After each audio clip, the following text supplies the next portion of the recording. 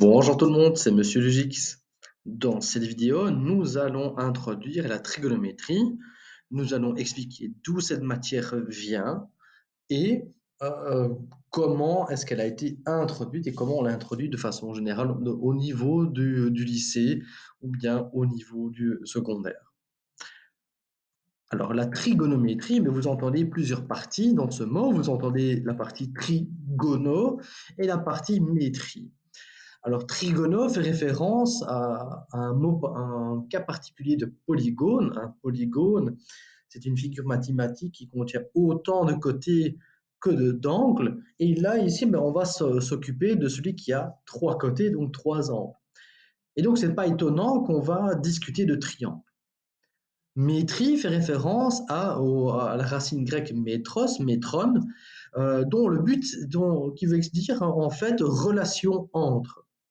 Donc ici, la trigonométrie, son but, c'est d'étudier, donc d'une part, les relations qui existent entre les angles et la mesure des côtés d'un triangle.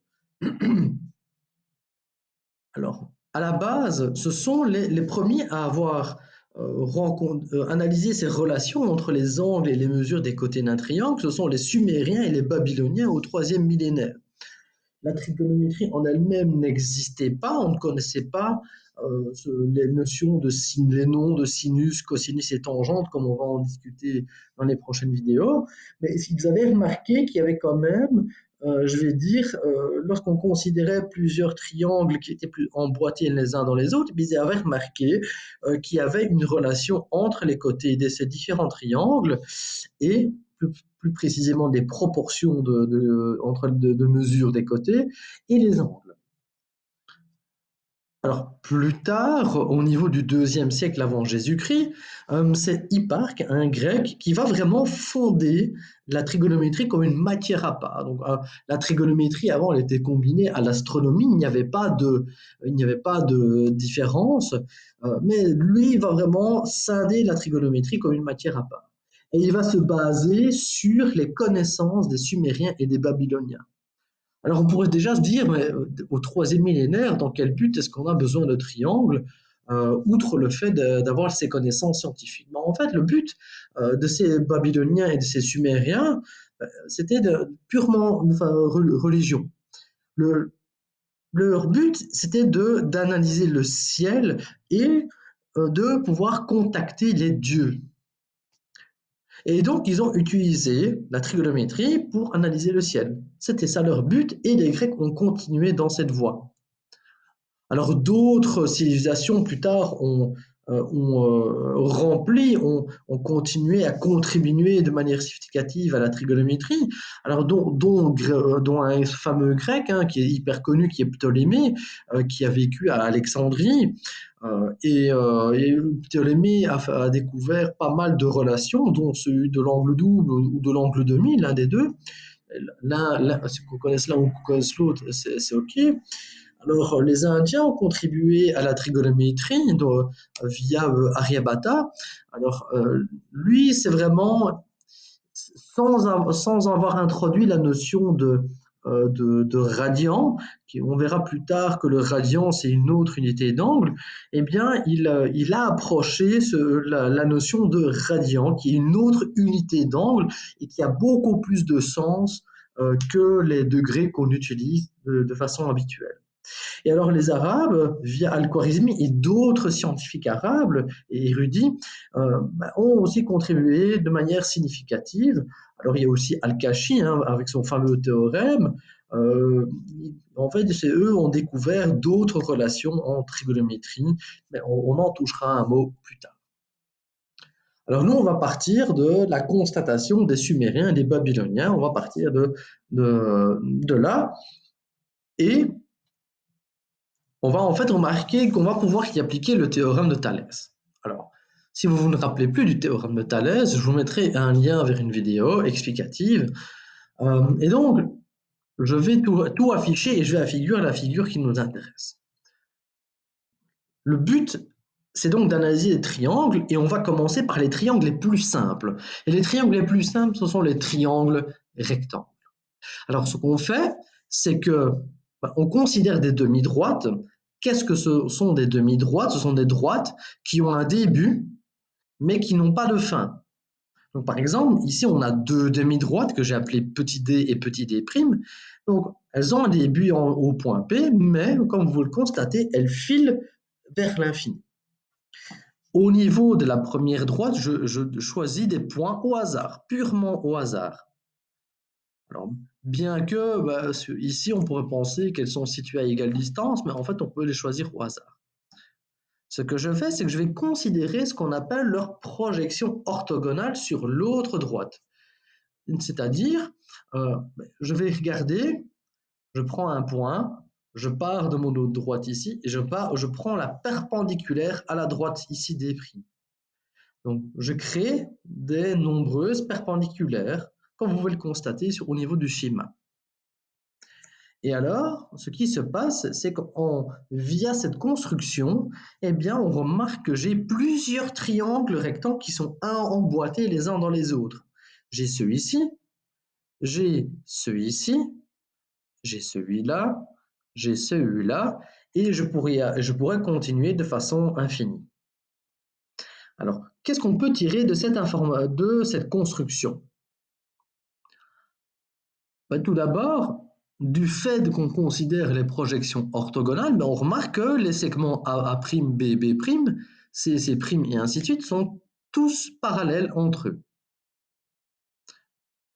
Alors attention, ça c'est une condition, c'est une hypothèse importante au niveau du théorème de Thalès. Deuxièmement, ce sont tous des triangles rectangles. Et donc, les angles qui sont là, les angles qui sont homologues, on remarque que les angles sont homologues et valent tous 90 degrés. Donc, l'angle là est homologue à celui-là, hein, il est situé au même endroit, peu importe le triangle considéré, et ils valent tous 90 degrés. Alors, autre chose aussi, mais ils ont tous l'angle P en commun. Et donc, par conséquent, vu que l'angle P est commun, peu importe le triangle considéré et qu'ils ont tous un angle droit, mais forcément, les angles qui sont situés là, les angles A, B, C, D, sont forcément égaux entre eux. Et donc là, j'ai une situation où tous les triangles, donc les triangles P, A', ou alors comme les noms comme ceux cités ici, le P, B', ou alors le P, C', et le P, D', eh bien, ils sont tous semblables. Et en plus, qu'est-ce que ça veut dire semblable? Ça veut dire qu'ils ont, on va dire, la même forme, mais dans des proportions différentes. Il y en a, parmi ceux-là, il y en a un qui est un peu plus gonflé que l'autre, et donc ils sont tous dans un même rapport de proportion. Alors, en plus, pourquoi est-ce que je peux y appliquer le théorème de Thalès?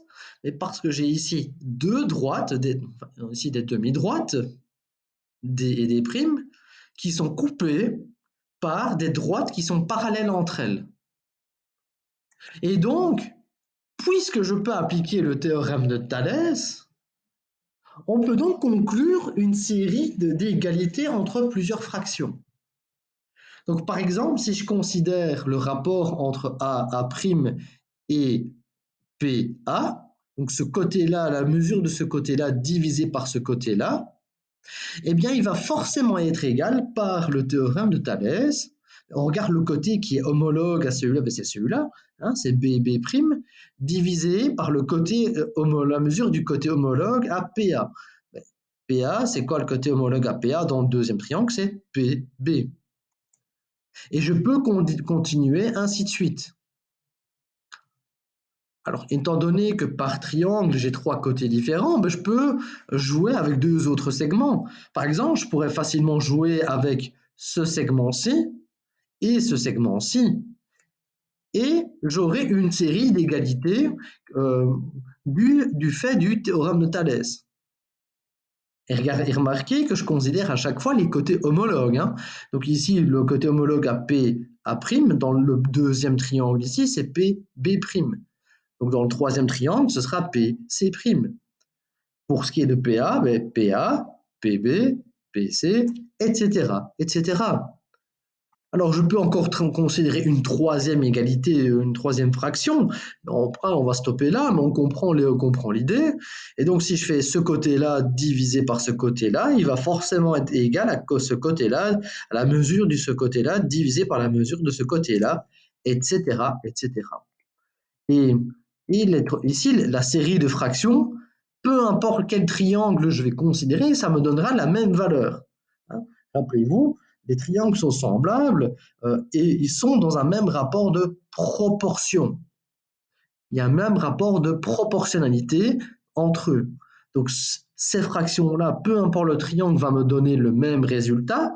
Ces fractions-là, si je les considère, vont me donner le même résultat, peu importe le triangle.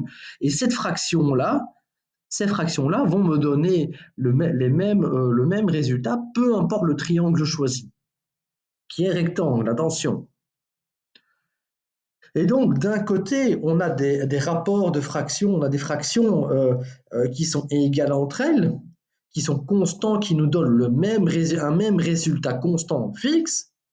Et d'un autre côté, tous les triangles, donc, peu importe le triangle choisi, les angles sont identiques.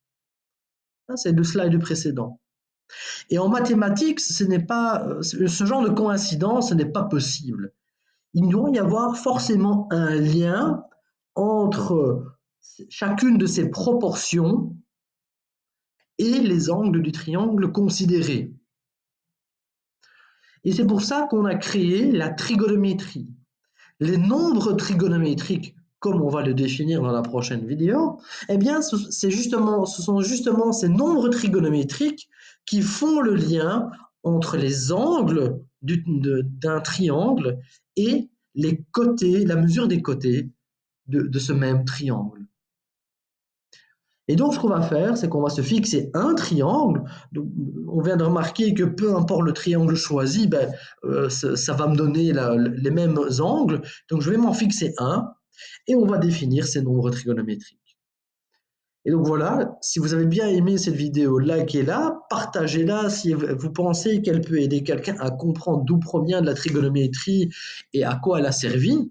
Il faut savoir que la trigonométrie à l'heure actuelle, elle est utilisée dans de nombreux domaines. C'est vraiment quelque chose de puissant, de vraiment très intéressant. Et n'hésitez pas à partager si vous avez bien aimé. Je vous dis à très bientôt. Au revoir.